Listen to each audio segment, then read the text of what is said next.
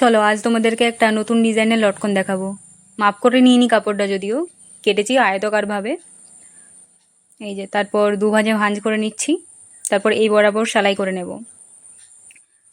এই যে সেলাই করে নিয়েছি।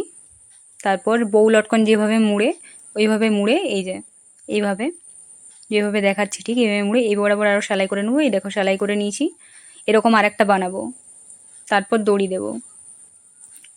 এই দেখো এরকম দুটো বানিয়েছি। দড়িটা মাঝখানে রাখছি, তারপর এটার উপরে এটা রাখছি, তারপর এই বরাবর সেলাই করে নেব আরও।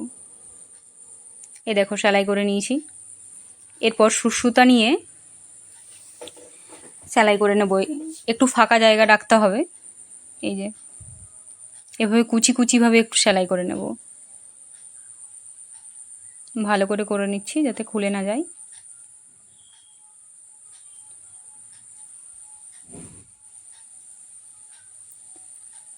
এই যে কেটে নিলাম। তারপরে এই যে উল্টে নিলাম।